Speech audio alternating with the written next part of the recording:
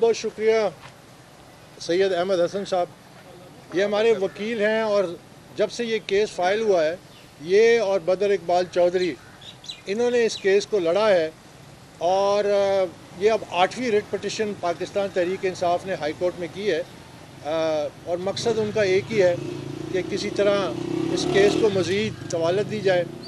तो मैं इनकी जो खिदमात हैं उसको खराज तहसीन पेश करता हूँ, क्योंकि इन्होंने एक पूरे निज़ाम को लीगली मुकाबला किया और सक्सेसफुली कामयाबी से एक रिट पटिशन जो है वो हम कामयाबी से उसमें कामयाब हुए। दर्जनों एप्लीकेशंस जो पीटीआई ने इलेक्शन कमीशन में की, इन्होंने उसको कानूनी तौर पे उस जंग को लड़ी और कामयाब हुए। और इसके बरक्स अगर आप पाकिस्तान तहरीक इंसाफ को देखें तो ये उन्होंने कोई 9 वकील तब्दील किए और ये अब 8वीं रिट पटिशन है जो हाई कोर्ट में दाखिल की गई है, जो 7 को हम कामयाबी से मुकाबला कर चुके हैं। तो मेरे ख्याल तमाम तफसीलात तो हमारे वकील साहब ने आपको बता दी। मैं आपसे सिर्फ ये कहना चाहता हूँ कि आज जो पाकिस्तान के सियासी हालात हैं और जिसमें पाकिस्तान तहरीक इंसाफ इंतशार का शिकार है, पाकिस्तान तहरीक इंसाफ के ग्रुप्स बन गए हैं जो आज़ादाना फ़ैसले कर रहे हैं। और ख़ान साहब जो कहते थे कि अल्लाह ताला ने मुझे सब कुछ दिया है, आज अपनी कुर्सी बचाने के लिए सब कुछ करने के लिए तैयार नज़र आते हैं। और ये वो अफसोसनाक पहलू है कि जब 2011 में मेरे और इमरान खान साहब के इख्तलाफात हुए तो उस वक्त 2 रास्ते थे। एक वो पिटा हुआ रास्ता है जिस पे खान साहब चले, जिससे पार्टी को बर्बादी के रास्ते पे डाला गया, जिसमें उजरती सियासतदान जो थे उनको पीटीआई में लाया गया, उनको सामने रखा गया। आज वो ग्रुप्स बन चुके हैं, आज वो आज़ादाना फ़ैसले कर चुके हैं, क्योंकि खान साहब परफॉर्म नहीं कर सके, उनके पास लीडरशिप नहीं थी, कॉम्पिटेंस नहीं थी, क्रेडिबिलिटी नहीं थी। और ये ज़िम्मेदार वो खुद हैं। मैं उन लोगों में से नहीं हूँ जो कहता हूँ कि चेयरमैन ठीक है, बाकी आसपास एडवाइज़र गलत हैं। आपने एडवाइज़र सेलेक्ट किए, आपने ये रास्ता चुना, आपको ज़िम्मेदारी कबूल करनी चाहिए। अगर कोई मगरबी जमहूरियत होती जहाँ पे आप on the face of it ये नज़र आ रहा है कि आप अक्सरियत खो बैठे हैं, तो वो कभी भी इक़्तिदार में ना बैठते, वो कभी भी ये दावे ना करते कि मैं जलसा करूँगा, मैं 10 लाख का जलसा करूँगा।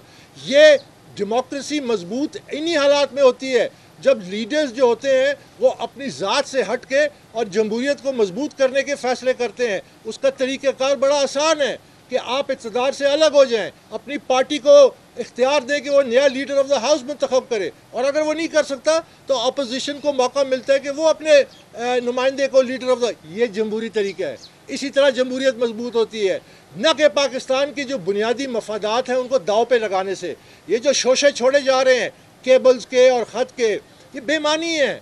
ये मामलात हमेशा चलते हैं, केबल्स हमेशा से आती रही है, हमेशा से हुकूमतें एक दूसरे को इन्फ्लुएंस करने की कोशिश करती हैं, और जो पावरफुल होता है उसमें किसी किस्म की ये बातें करना, उसको अपनी दाखिली सियासत से मुंसलिक करना, मैं समझता हूँ ये पाकिस्तान के जो हमारे जो बड़े स्ट्रेटिजिक इंटरेस्ट हैं उनको दाव पे लगाने, उनको सियासत की भेंट चढ़ाने के मुतरादिफ है।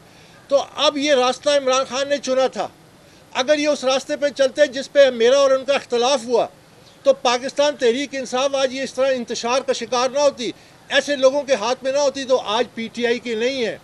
लेकिन मैं इंशाल्लाह, ये मेरा कौल है कि पाकिस्तानी तहरीक इंसाफ के जो वर्कर हैं, जो मेरिट पे जो डिज़र्व करते थे सामने आना, हम सबको इकट्ठा करेंगे। हम इस पार्टी की तजदीद नौ करेंगे, हम इसको दोबारा इस पार्टी को सामने लाएंगे, एक ओरिजिनल पीटीआई। और इमरान खान ने जो किया, जो तरीका रास्ता अपनाया, उसकी वो जिम्मेदारी कबूल करे। उसको चाहिए कि वो जिम्मेदारी कबूल करे कि उसने ये रास्ता अपनाया और 3 साल में लोगों को हकीकत सामने आ गई, पाकिस्तान की मईशत तबाह हो गई, पाकिस्तान में बेरोज़गारी बढ़ गई, पाकिस्तान में रिकॉर्ड महंगाई हो गई, और हर लिहाज से पाकिस्तान पसपाई के रास्ते पे चल पड़ा। तो ये केस जो है ये सिंबॉलिक है। हमने सिरात मुस्तकीम पे चलना था, हमने अमली तौर पे, ये मेरे साथी और लोग सारे, हमने साबित किया कि हम सिरात मुस्तकीम पे चल सकते हैं, दबाव कबूल कर सकते हैं, दबाव को बर्दाश्त कर सकते हैं। और इंशाल्लाह ये केस एक तारीख़ी केस है, इस केस का फ़ैसला भी आएगा। जिस तरह के आज हमने अपनी जो कार्रवाई थी मुकम्मल की, तो इसके बाद अब पीटीआई को मौका दिया जाएगा, फ़ैसला आना है, फ़ैसला आएगा और ये पाकिस्तान की सियासत में एक नई तारीख रकम करेगा, क्योंकि सियासी जमात के जो बानी हैं انہوں نے جب دیکھا کہ آپ کا کعبہ قبلہ ہٹ چکا ہے، خراب ہو چکا ہے، چینج ہو چکا ہے، وہ کھڑے ہو گئے، مقابلہ کیا، اور ہم نے اس کو قانونی طور پہ پھر ثابت بھی کیا اور ہائیسٹ لیول پہ کریں گے، اور پھر پاکستان تحریک انصاف کو دوبارہ اس کی تجدید نو کریں گے اور انشاءاللہ کامیاب ہوں گے۔ بہت بہت شکریہ۔ ایک تو یہ بتائیں کہ آپ نے کہا کہ ہم ورکرز کو جو ہے وہ متحد کریں گے، تو اب بظاہر یہی لگتا ہے کہ خان صاحب بھی اقتدار سے جو ہے وہ آپ کی طرح اسی سڑک پہ آنے والے ہیں، تو کیا اس میں خان صاحب بھی ہوں گے، ان لوگوں کو بھی آپ جوڑیں گے اگر وہ غلطیوں کا اعتراف کر لیتے ہیں؟ ایک تو یہ بتا دیں، دوسرا یہ بتائیں کہ آپ شفافیت لے کے نکلے تھے، آپ نے اپنے اندر پارٹی میں آپ نے رجسٹ کیا کہ شفافیت ہونی چاہیے، تو کیا یہ شفافیت P M L N Peoples Party جن باقیوں کے غیر ملکی فنڈنگ کیس چل رہے ہیں اس میں بھی آپ سپورٹ کریں گے کہ ہاں ان کی بھی شفافیت ہونی چاہیے اور اس کے لیے بھی آپ کو پریکٹیکل سٹیپ لیں گے؟ جہاں تک آپ کا دوسرا سوال ہے تو دیکھیے، یہاں شاید 19 جنوری کو پی ڈی ایم نے ایک جلسہ کیا تھا الیکشن کمیشن کے باہر، اور ان کا مطالبہ تھا کہ فارن فنڈنگ کیس کو جلد سے جلد اس پہ فیصلہ دیا جائے اور کارروائی کو تیز کیا جائے۔ تو میں سمجھتا ہوں کہ یہ بڑا خوشائن بات تھی کہ جب پی ڈی ایم کی تمام پارٹیز فارن فنڈنگ کیس کے حوالے سے یہ کہہ رہی ہیں کہ اس کا بہت ضروری ہے، اس کی اہمیت کو سمجھ رہی ہیں، اسی لیے وہ مطالبہ کر رہی ہیں کہ اس کی تو ظاہر ہے کہ وہ پھر تمام سیاسی جماعتوں پہ لاگو ہونا چاہیے، تمام سیاسی جماعتوں کو اس چھلنی سے گزرنا چاہیے، اس میں تو کوئی ٹو اوپینین نہیں ہے۔ اور جہاں تک آپ کا پہلا، کیونکہ لیکن اس میں ایک فرق صرف یہ ہے کہ جب آپ پولیٹیکلی ایک سیاسی جماعت، اس کے بانی ایک راستہ چنتے ہیں اور کامیابی حاصل ہوتی ہے تو وہ رول ماڈل بن جاتا ہے، وہ مجبوری بن جاتا ہے دوسری جماعتوں کو، وہ مجبوری بن جاتا ہے اداروں کا کہ پھر ان کو بھی اسی چھلنی سے گزاریں۔